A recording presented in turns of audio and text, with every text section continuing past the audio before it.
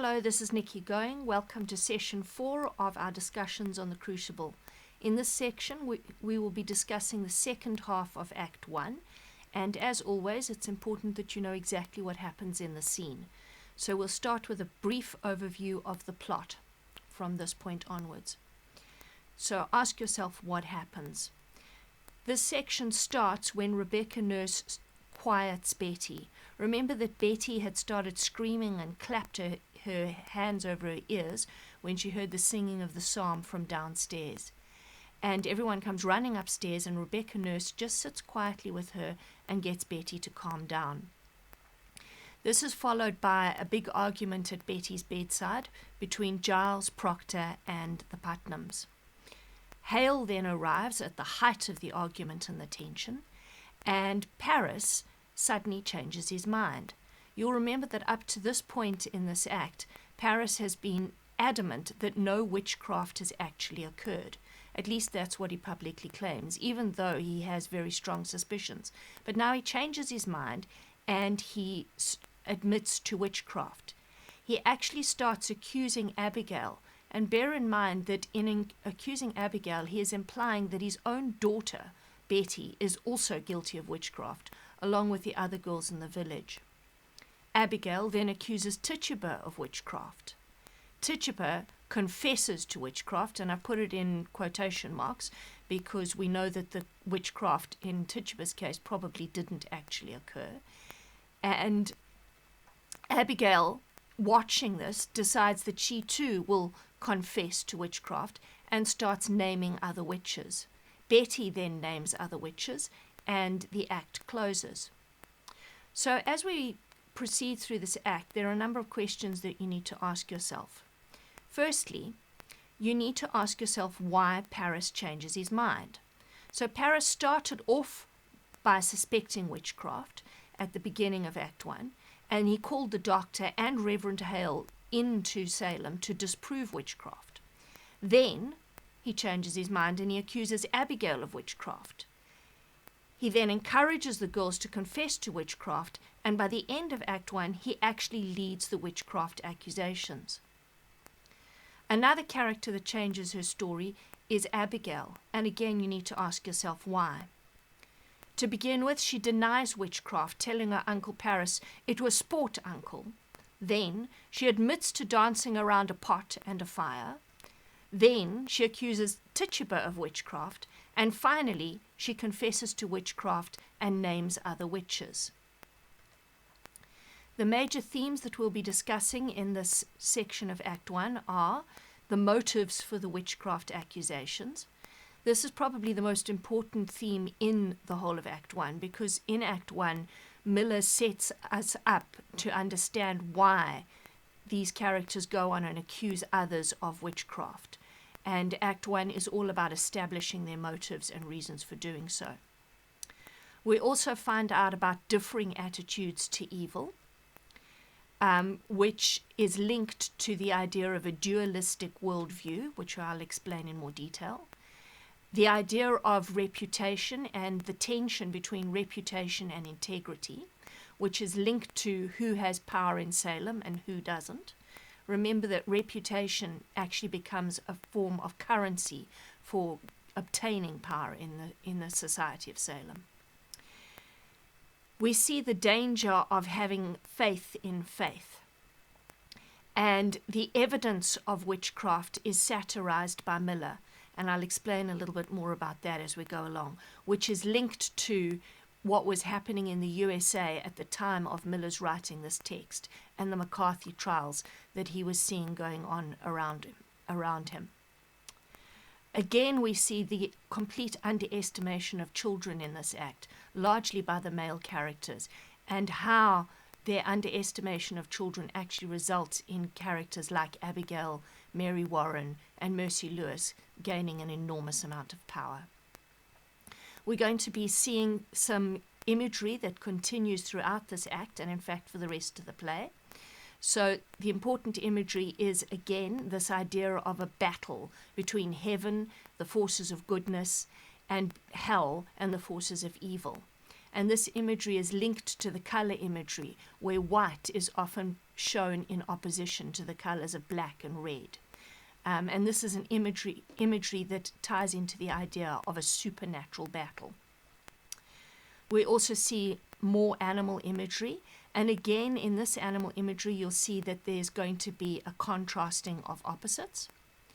And we have the introduction of some new imagery, the idea of layers of reality and hidden truths. So to begin with, in this section, we meet Rebecca Nurse. We meet Rebecca Nurse when she calms Betty down just by sitting by her bedside. And this is how it starts. Everyone ran upstairs as Betty sat up and started screaming. Then, according to Miller's stage directions, Rebecca walks across the room to the bed. Gentleness exudes from her. Betty is quietly whimpering, eyes shut. Rebecca simply stands over the child, who gradually quiets. And of course, the important factor about the nurses is that they have absolute integrity. And at this stage of the play, they also have a lot of power because their integrity has led to them having a good reputation. Paradoxically, these are also some of the motives for witchcraft accusations against the nurses. So at this point in the play, Frances and Rebecca Nurse are very, very well respected. Frances Nurse is often called upon as an unofficial judge in Salem when there's tension between the residents. They own large tracts of land in Salem, which makes them, in financial terms, very, very powerful. They have a big family and are well established in Salem with a respectable history. And Miller points out in his long note on the nurses that, in fact, these factors which give them power, which give them a good reputation, also lead eventually to their downfall, because these factors are reasons for envy against them. So, for example, Francis Nurse was not always wealthy. To begin with, he rented the land that he worked, and he saved his money and worked his way towards land ownership. He worked for his money and his success, and it suggested that he is greatly envied in Salem because of this. Miller also describes how the nurses are involved in a land war with the Putnams, that at one stage it even reached the stage of a 2-day battle in the streets of Salem. We find out that the nurses voted against Putnam's original choice of minister, his brother-in-law Bailey, which means that Putnam really detests the nurses.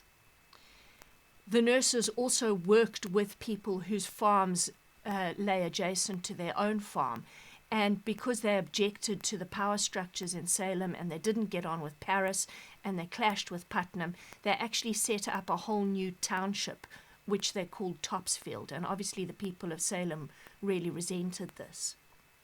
And then finally, Mrs. Putnam really envies Rebecca's many children. So at this point we meet Rebecca Nurse, and when Rebecca Nurse calms Betty Paris down, Mrs. Putnam responds with astonishment and says, "What have you done?" So you can read this simply as she's really surprised that Betty has calmed down. But in retrospect, when we read later on in the play that Mrs. Putnam is behind the accusations of witchcraft against Rebecca Nurse, you can see that here she's already beginning to suspect Rebecca Nurse, and possibly her suspicions are grounded in her very deep envy of Rebecca Nurse. In fact, when she charges Rebecca Nurse with witchcraft, she says that Rebecca's spirit had tempted her to iniquity. Iniquity means wickedness. And Miller comments in his note, this is a charge that had more truth in it than Mrs. Putnam could know. Okay. Now, one of the things we gather about Rebecca Nurse as she sits next to Betty's bedside is that she is the voice of common sense and reason. She's the closest that we come to Miller's own opinion on the events in the play. And she says to the Putnams about Betty Paris, but also she's talking about, Ruth Putnam. She says, "I think she'll wake in time. Pray calm yourselves. I have 11 children, and I'm 26 times a grandma, and I've seen them all through their silly seasons, and when it come on them, they will run the devil bow-legged, keeping up with their mischief. I think she'll wake when she tires of it. So when she looks at Betty Parris, she's not seeing a child possessed by demons or evil spirits. She's simply seeing a very scared little girl who is pretending to be possessed because she is too scared to wake up. And she thinks that if everyone is just calm around her, Betty will recover on her own. And Mrs. Putnam responds with, "This is no silly season, Rebecca." And of course, this highlights two very different attitudes towards evil, or what can be described as a dualistic worldview. Now, the word dual means two, okay? So the one attitude towards evil is that evil is internal, that everyone is actually capable of evil, and that the evil within a person is mixed up with their capacity for goodness. And this is the way that Rebecca Nurse would see evil. She would see everybody as having the potential for evil, and everybody as hopefully fighting a lifelong battle to overcome their own internal evil and to become good and eventually die and go to heaven. And this idea of evil is depicted in the painting on the left, which is a detail called Christ Carrying the Cross from a painting by Hieronymus Bosch. The painting on the right depicts Mrs. Putnam's view of evil, and in fact the view of evil that most of the people in Salem have. It's a painting called The Good and Evil Angels Struggling for the Possession of a Child, painted by the artist William Blake. Now in this painting on the right you can see an evil angel who's wrapped in a cloak of flames fighting with a good angel who's holding a baby, and the baby represents an innocent soul, and you can see that they are engaged in a battle for this child and for this soul. And this is in fact how most of the people of Salem saw the forces of good and evil. They saw evil as being personified and embodied by the figure of Satan or the devil, and Satan constantly fighting for the souls of humanity with angels. So for them the earth was a battleground between these two sets of supernatural forces. So if we're going to sum up these different attitudes towards evil, the one view is the view of evil as being internal. So this is how Rebecca Nurse would see it, that evil is inside everyone, that you cannot easily separate or define evil when comparing it to good. And she would say that people must take responsibility for their own evil desires and behavior. And she in fact sees that the practice of projecting evil or seeing it as coming from outside of oneself is a very, very dangerous one, because it allows people to avoid responsibility for their own wrongdoing. The other view of evil is this dualistic one, where evil is seen as external, personified by the devil. Evil is seen as completely opposite to good and as something that can easily be separated from good. And of course, with this view of the world, people were able to say that they hadn't committed evil, they had been possessed by an external evil spirit, and therefore their wrongdoings were not their fault. So it allowed them to displace and project the blame for their own evil behavior onto others, which of course is a very, very dangerous attitude and a dangerous belief to hold, because it sets up all the preconditions that were required for the witchcraft trials. So some of the motives for witchcraft accusations are this idea of dualistic thought. And of course, it's linked to the McCarthy trials in the United States in the 1950s, at the time of Miller writing The Crucible. And Miller has this to say in his long note on the subject. Like Reverend Hale and the others on this stage, we conceive the devil as a necessary part of a respectable view of cosmology.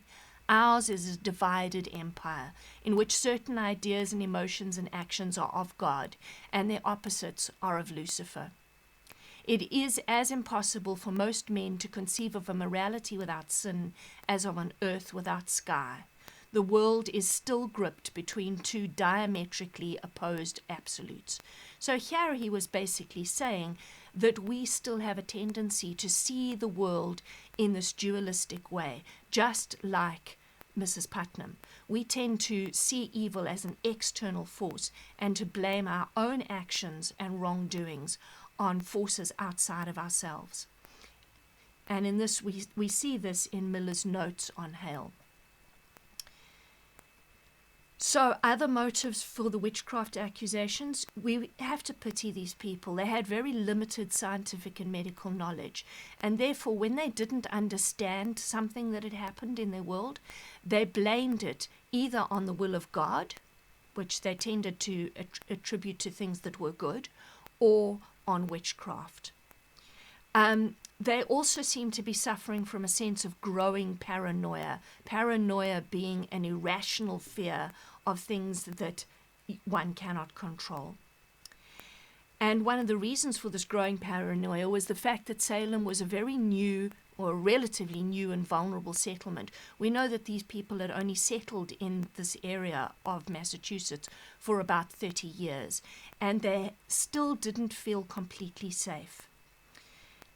And some of the imagery that reinforces this idea of them occupying a supernatural battlefield is when Mrs. Putnam says, there are wheels within wheels in this village and fires within fires. So here you can see that sense of paranoia, that sense that there is a threatening set of forces underlying what looks like a very innocent and normal reality, that there are forces at work that people cannot see and cannot control. And of course that's linked to their motives for later accusing others of witchcraft. And Miller describes how, in his first long prose passage, how to the people of Salem, the edge of the wilderness was close by. The American continent stretched endlessly west, and it was full of mystery for them. It stood dark and threatening over their shoulders night and day, for out of it Indian tribes marauded from time to time. And the Salem folk believed that the virgin forest was the devil's last preserve, his home base, and the citadel of his final stand. It is not hard to see how easily many could have been led to believe that the time of confusion had been brought upon them by deep and darkling forces. So remember that at this stage in which the play is set, America had not yet been colonized by European countries to any great extent. And in fact, most of the colonies were tiny little villages clinging to the edge of the eastern seaboard. So for them, the whole of America, all the way to the west coast, was unexplored, it was unknown, and it was occupied by the people that they called Indians, nowadays more politically correctly called Native American Indians. And because these people were not Christian, they regarded them as basically satanic and forces of evil. So you can see that they felt enormously threatened all the time. Rebecca, of course, being very sensible, realizes how dangerous it is that the people of Salem are starting to look to supernatural forces as an explanation for why Ruth Putnam and Betty Parris are in this state of seeming bewitchment. And she says to Parris, "Mr. Parris, I think you'd best send Reverend Hale back as soon as he come. This will set us all to arguing again in the society, and we thought to have peace this year. I think we ought to rely on the doctor now and good prayer." And Mrs. Putnam responds, "Rebecca, the doctor's baffled." The subtext there is she believes that in fact these children are bewitched. And Rebecca answers, "Let us go to God for the cause of it. There is prodigious danger in the seeking of loose spirits. I fear it, I fear it. Let us rather blame ourselves and..." So here, of course, you can see that she feels that any evil in the village of Salem is internal. It's not caused by witches and the devil. It's caused by people behaving badly themselves. And Putnam responds with, "How may we blame ourselves? I am one of 9 sons. The Putnam seed has peopled this province, and yet I have but 1 child left of 8, and now she shrivels." So Rebecca, as I said, is the voice of reason. She opposes this simplistic, dualistic view of good and evil. And she argues that people should take responsibility for the evil in the village. Another thing that we see as happens before the arrival of Hale is a power struggle and the enormous dislike that people have for Paris. So Paris is seen as greedy and obsessed and constantly preaching about hell. We find out that he's very, very insecure. And one of the reasons that he's insecure is he is accused of numerous things. So he's accused by John Proctor of using the village of Salem as a bag to swing about his head. In other words, being manipulative and trying to gain power by playing power games. He is accused of being incredibly greedy. He's accused of being materialistic and of using hell as a way of threatening people into cooperation with him. We see that he's very insecure. He says, "I am your third preacher in 7 years. I do not wish to be put out like the cat whenever some majority feels the whim. You people seem not to comprehend that a minister is the Lord's man in the parish. A minister is not to be so lightly crossed and contradicted." And of course, what we're seeing here is that there is a growing tension between theocracy, which actually rules Salem at this point, and democratic ideas, which are on the increase. So remember, theocracy is the idea or the practice of a church governing the state. So the church and the state are not separate. Whatever decisions the church makes applies to the general government. Democracy is government by and for the people, and the church is not involved in a democratic government. Autocracy, which is another concept we'll discuss, is absolute rule, where no one may question government, and that absolute rule is carried out by one person or a small group.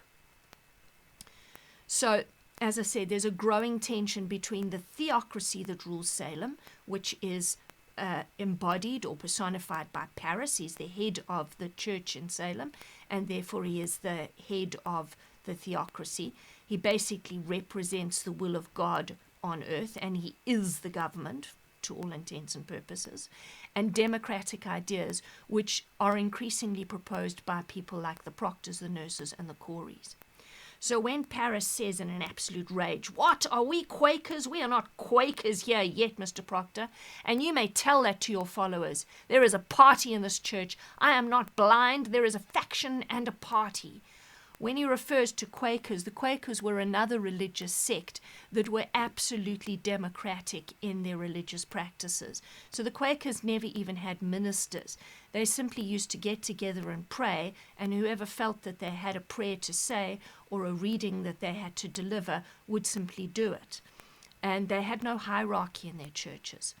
And of course, that's what Paris is objecting to. He feels that Proctor and the Nurses and the Coreys have started a faction, a divisive movement against him. And Proctor, of course, doesn't reassure him because he responds with, "Why, then I must find it and join it." Okay.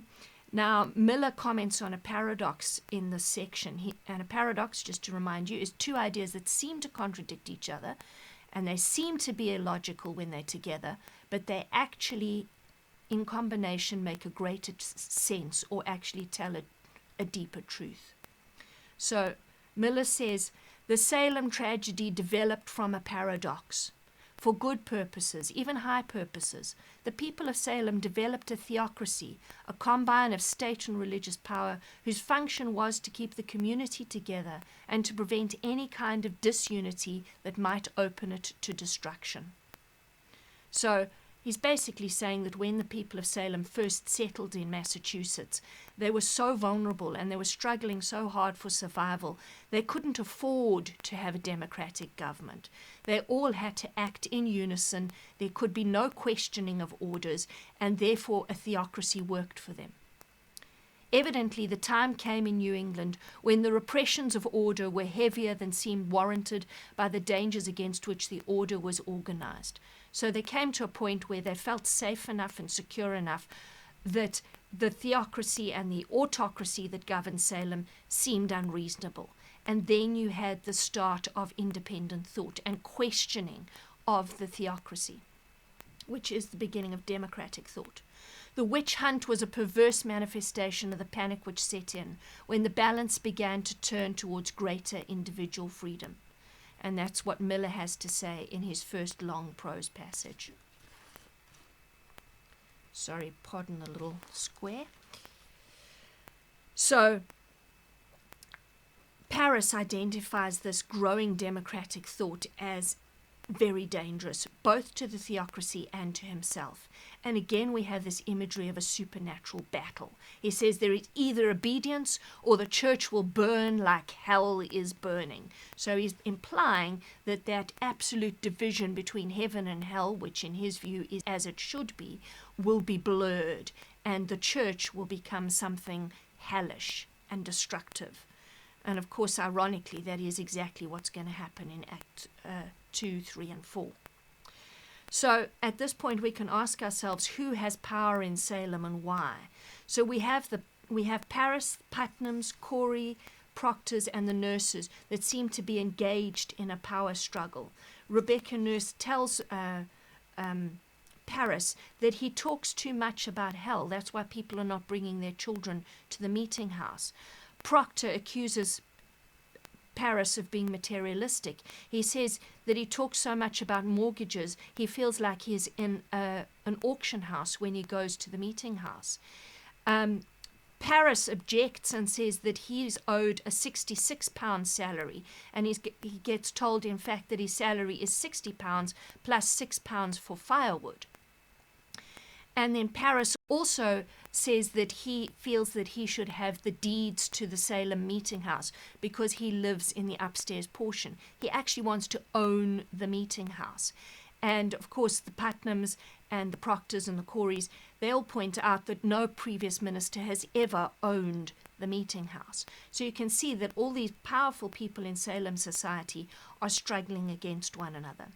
Beneath them in the power hierarchy are Abigail and Betty. They're still under suspicion of witchcraft. Betty still seems to be possessed.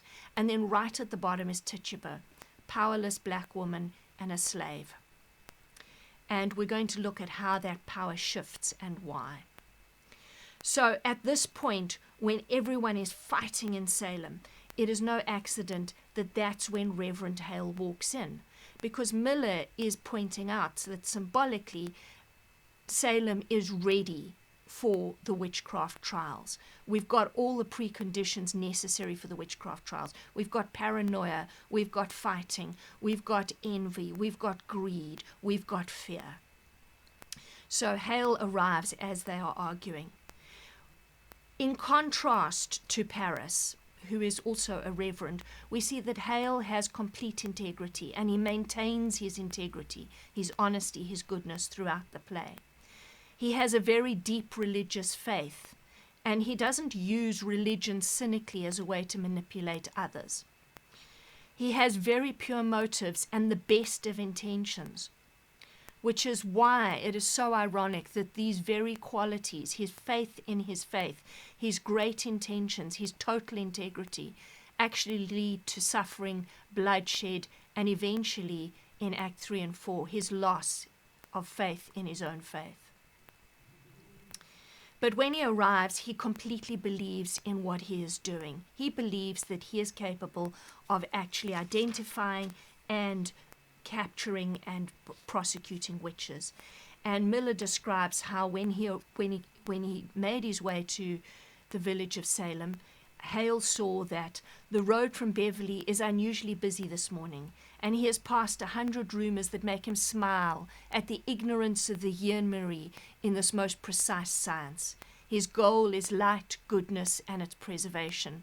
So there is a hint here that Hale's actually quite arrogant. He compares himself to ignorant peasants, that's what a yeoman is, and sees himself as much, much more knowledgeable, much, much more in control. And of course, Miller is satirizing this arrogance.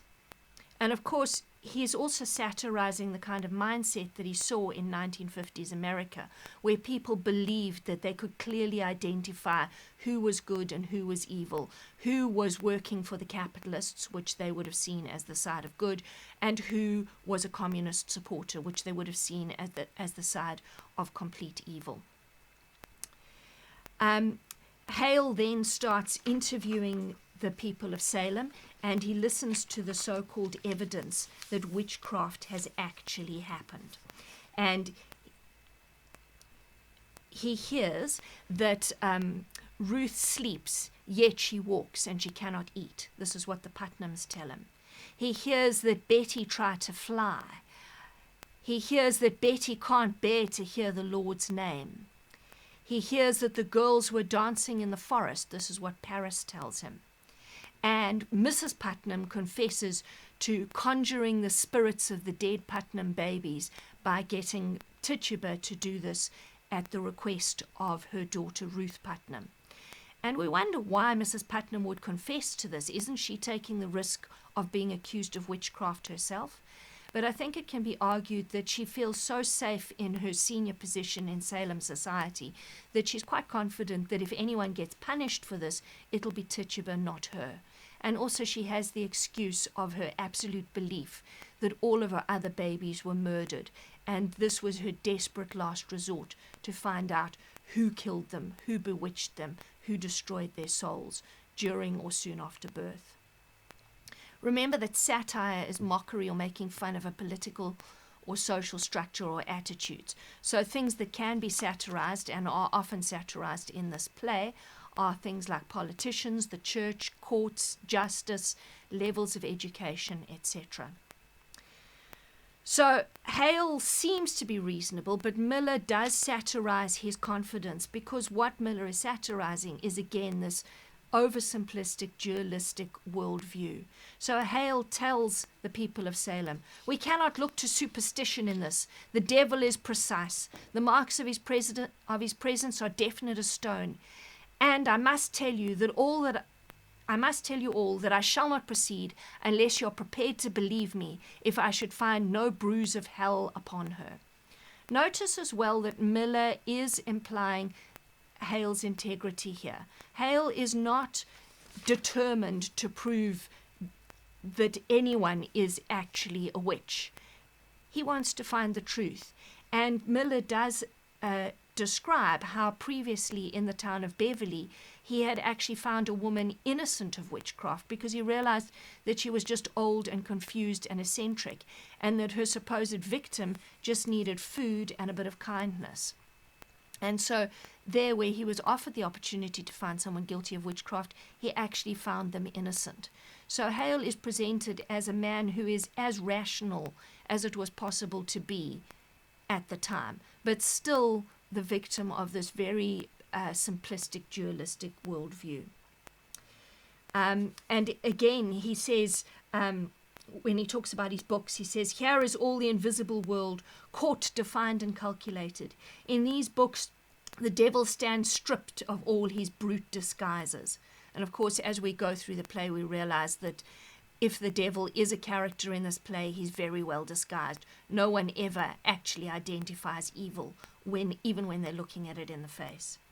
Here are all your familiar spirits, your incubi and succubi, your witches that go by land, by air, and by sea, your wizards of the day and of the night and of the day. Have no fear now. We shall find him out if he has come among us, and I mean to crush him utterly if he has shown his face.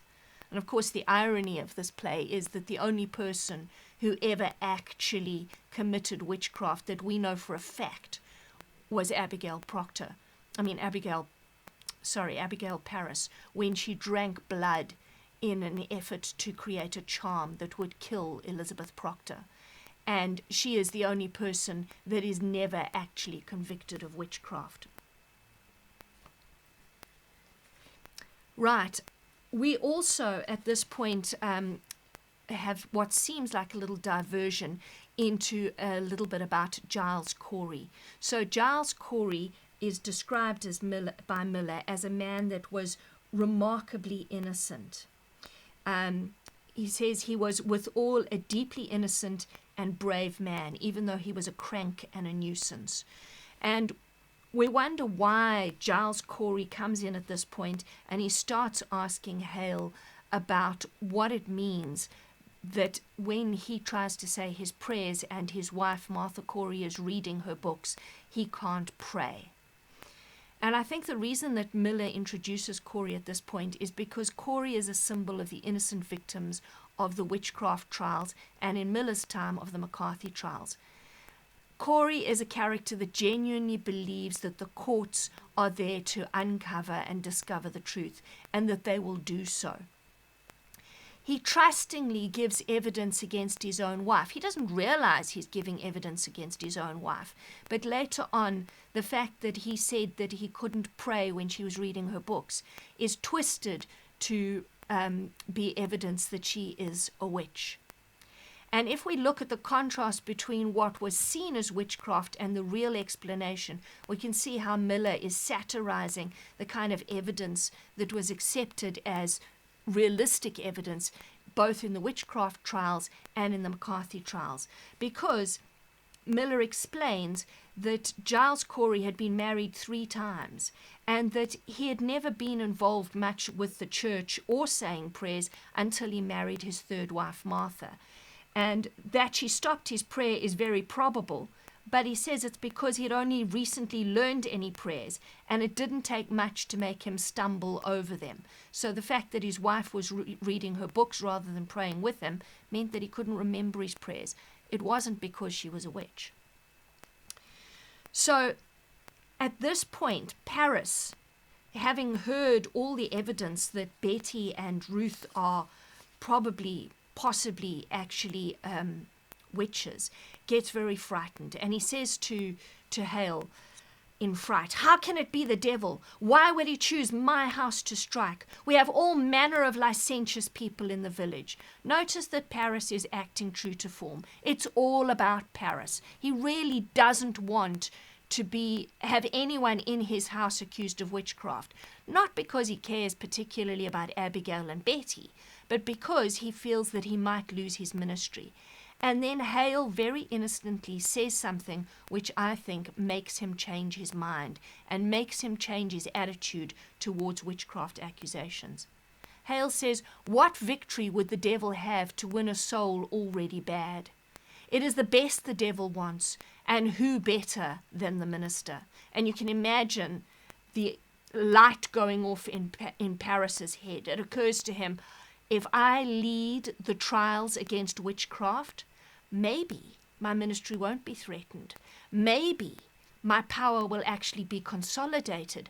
Maybe I will be seen as the best in the village. That's why the devil has targeted me. Maybe I'll be seen as God's man. Maybe people will stop trying to remove me from this ministry and I will be secure. So it's at this point when Hale starts asking Betty leading questions. So a leading question is a question that's got a built-in answer.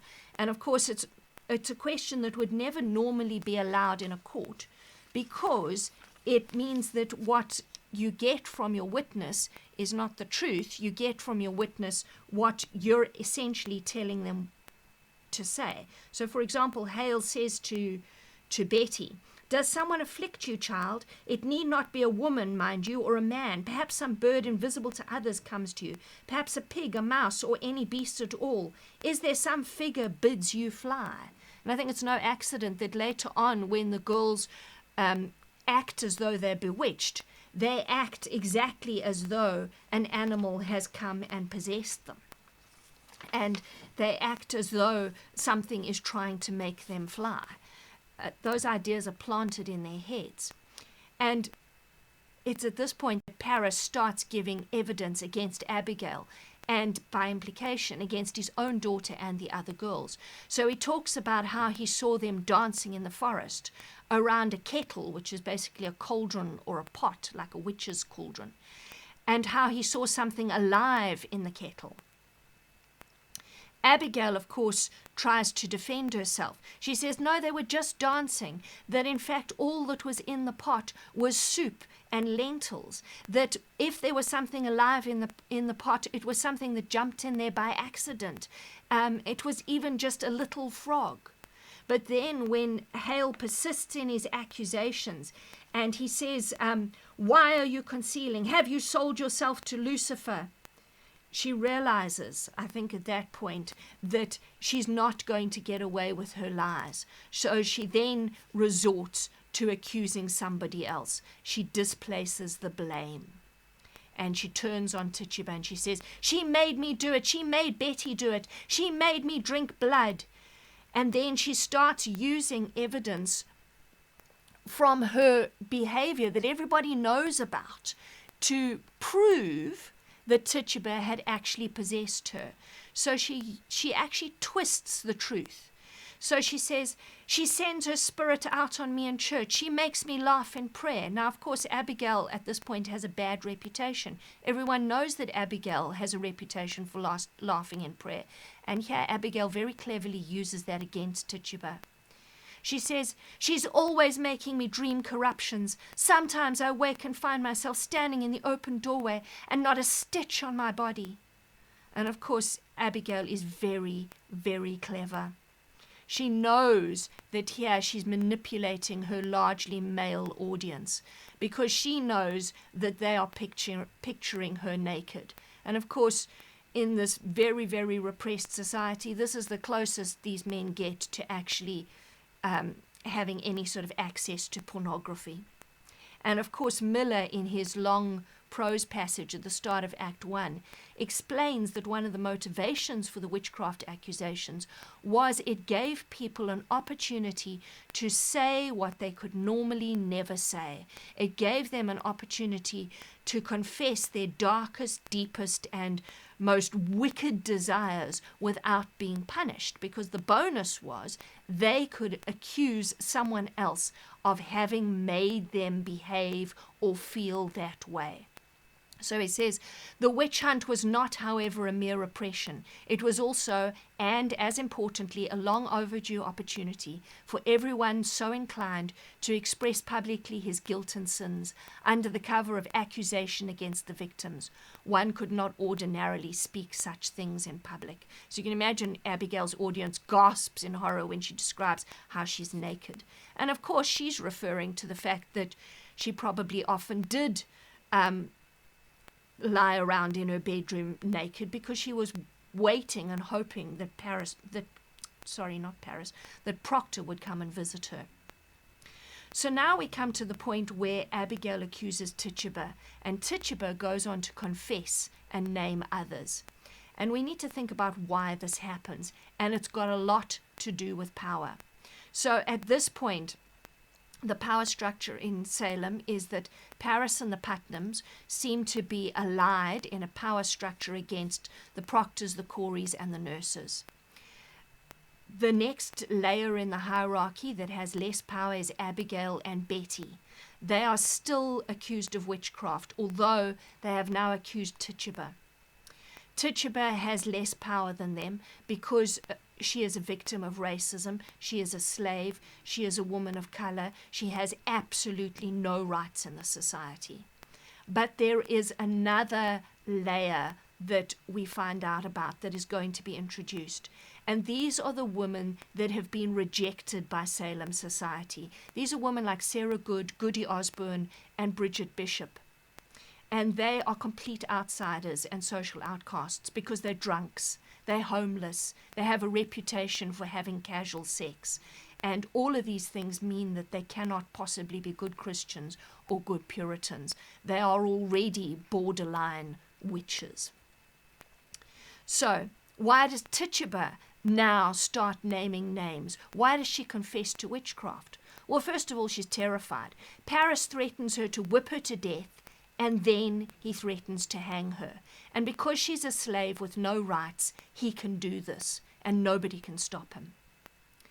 By contrast, Hale is kind.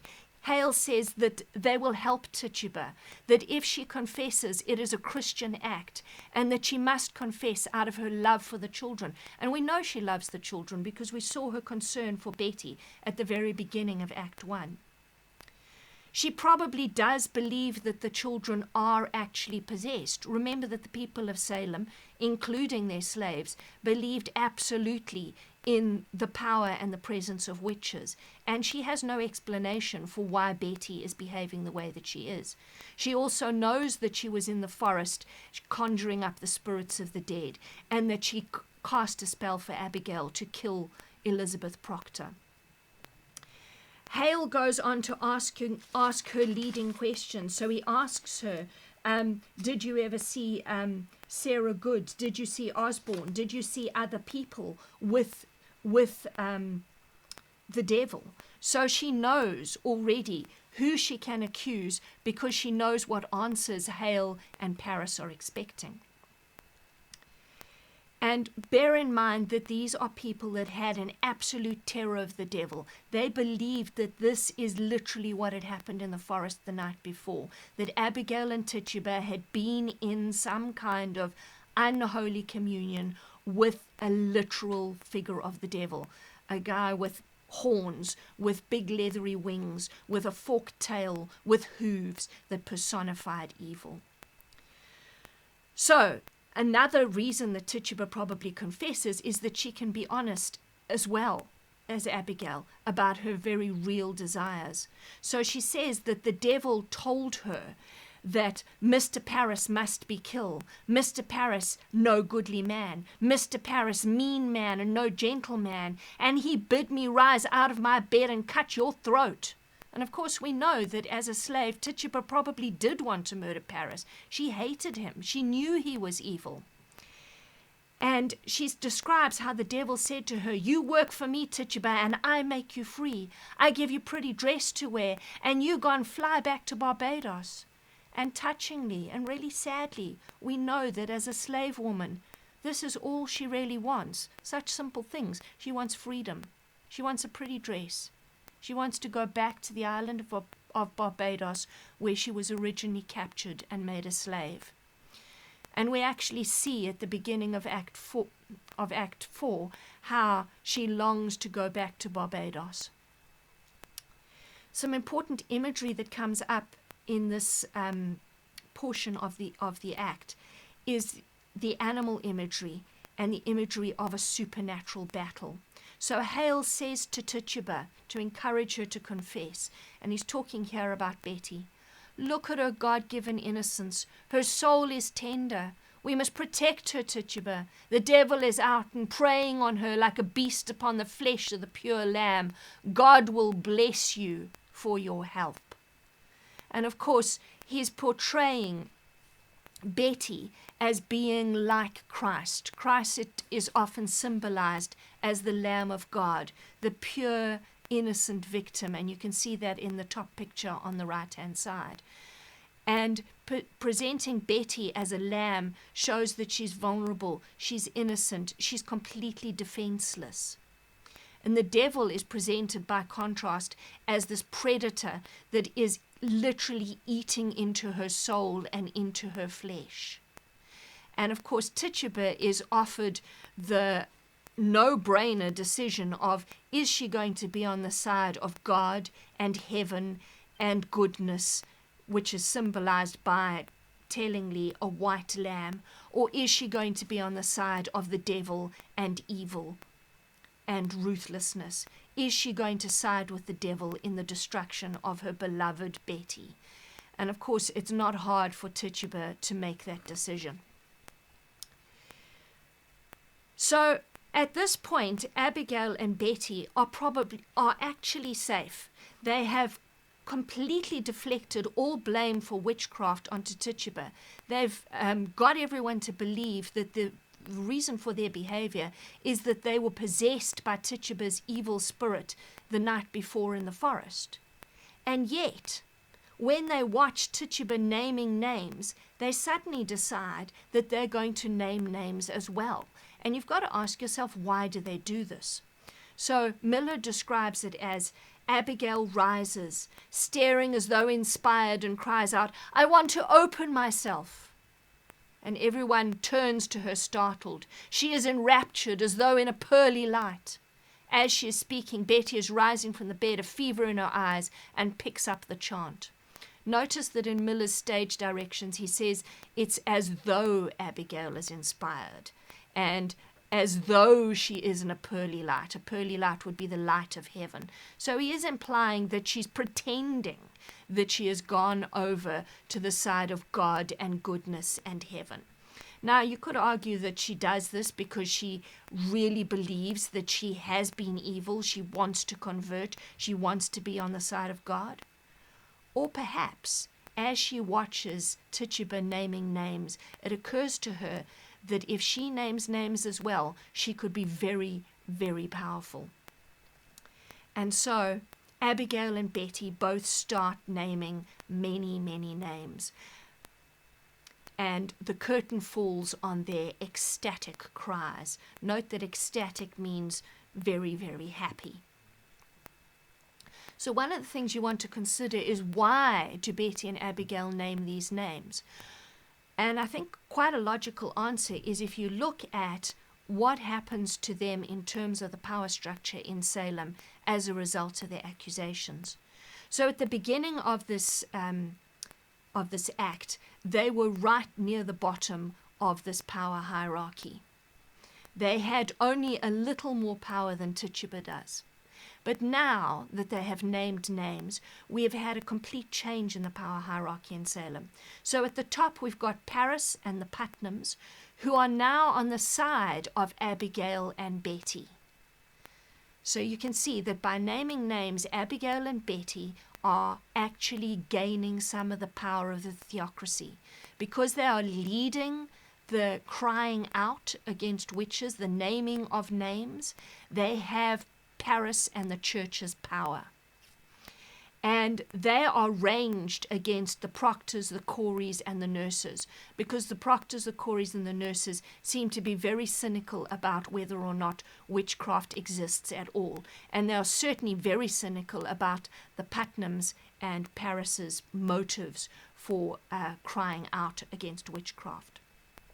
Below them on that hierarchy is Tituba. Notice that even though Tituba named names, because she is a woman of color, because she is a victim of racism and slavery, she is never actually completely pardoned or exonerated. And I think it's interesting that she is a woman of color, because remember, throughout this play, it's a Eurocentric play. Black is associated with evil. Tituba is a slave from the Barbados.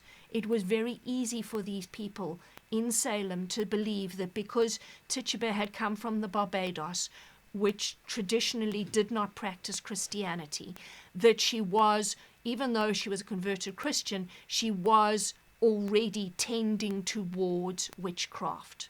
As a woman of color, as a woman with a non-Christian background, as a slave, as a person of color, they would have seen her in racist terms as uncivilized and potentially a devil worshipper. Of course, below her in that power hierarchy, you have Sarah Good, Goody Osborne, and Bridget Bishop. And the reason I think that these were the first people that were accused of witchcraft after Tituba is because they were social outcasts. They were drunks, they were homeless, they have casual sex.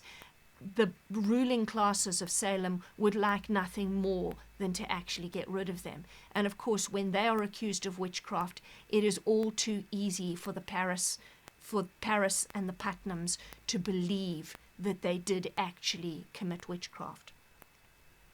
So you can see how power has shifted in Salem. And you can also see how reputation is so important in who does and doesn't have power. Because now Abigail and Betty have a reputation for being on the side of God. But also notice that this good reputation and this power comes at the cost of integrity. They've had to lie in order to gain power, as has Tituba. And of course, this reflects on the USA and the McCarthy trials at the time of Miller's writing, because the people that had power under McCarthy were those that were prepared to lie in order to give themselves a good reputation, and also in order to undermine the reputation of others. So they sacrificed their integrity for power and a good reputation. So some things to think about. We've discussed why Abigail and Betty name the names they do and who they name. I think we've mentioned why they are ecstatic or happy at the end of Act 1. Firstly, they are no longer vulnerable to accusations of witchcraft. They're safe. Secondly, they've gained a lot of power. And that's what they gain in naming names. It's an interesting question whether or not they really believe they are bewitched, because you could argue, I think, that Betty possibly does, that she's infected by a kind of mass hysteria. Because Abigail's calling out names, she calls out names as well without really thinking. But Abigail, to me at least, comes across as so calculating that it's hard to believe that she believes that she is actually bewitched. I think she may believe that she has the power of witchcraft, and that's certainly why she probably drank blood and cast a spell against Elizabeth Proctor. It's interesting to consider whether or not Hale, Paris, and the Putnams actually believe Abigail and Betty. Certainly, Hale is a man of great integrity, and right up until the end of Act 2, he seems to believe that there are genuinely witches in Salem. And at this point, he definitely seems to believe that Betty and Abigail have been bewitched, that Tituba was bewitched, and that Goody Osborne and Bridget Bishop and Sarah Good were probably guilty of witchcraft. Paris, we know, has always suspected that the girls committed witchcraft. And it's hard to believe that he now suddenly thinks that Abigail is a good and God-fearing girl. He's lived with her for a very long time. He knows how manipulative she is. He knows how much she lies. He knows what a good actor she is. So I think his belief in her accusations is probably because it is convenient. And the Putnams probably also go along with these accusations because it gives them power. It also gives them an opportunity to get revenge because their own children and babies have died. And Mrs. Putnam is particularly eager for revenge. Thomas Putnam, of course, is eager to gain land from everyone who he feels has land that shouldn't have land. And later on, he uses the witchcraft trials as a way of accusing people and gaining their land when their land goes to the state, and he's the only person with enough money to bid on that land.